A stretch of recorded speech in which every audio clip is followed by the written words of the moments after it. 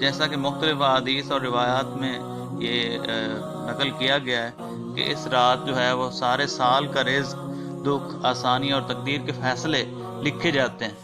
تو ہم خدا سے مانگیں تو کیا مانگیں؟ میرا ماننا یہ ہے کہ ہم جب خدا سے دعا مانگیں تو پورا پیکج مانگیں، کوئی ایک چیز نہ مانگیں۔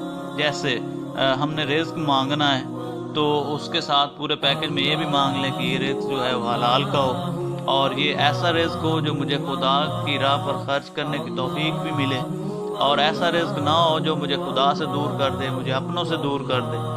یا مثال کے طور پر کسی نے اولاد مانگنی ہے تو صرف اولاد نہ مانگے، بلکہ اس کے ساتھ یہ بھی مانگے کہ مجھے نیک اولاد دے، باکردار ہو، خوبصورت ہو، فرما بردار ہو۔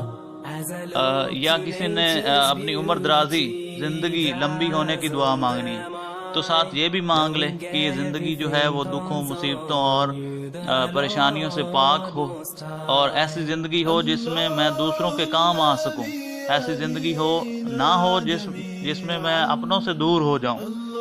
یا کسی نے مانگنا ہے کہ مجھے لائف پارٹنر چاہیے تو وہ بھی پورا پیکج مانگے، یعنی وہ بااخلاق ہو، خوبصورت بھی مانگ لو، باکردار بھی مانگ لو، پیار کرنے والا بھی مانگ لو۔ اور سب سے بڑھ کر ہم خدا سے سب کچھ مانگتے ہیں، لیکن ہم خدا سے خدا کو نہیں مانگتے۔ اگر ہم اپنی دعاؤں میں خدا کا قرب مانگ لیں تو پھر ہمیں کسی اور کے در پہ جانے کی ضرورت ہی نہ ہوگی، اور سب کچھ ہمیں مل جائے گا۔ تو یہی میرا آج میسج تھا۔ اپنا بہت سارا خیال رکھنا۔ اللہ حافظ۔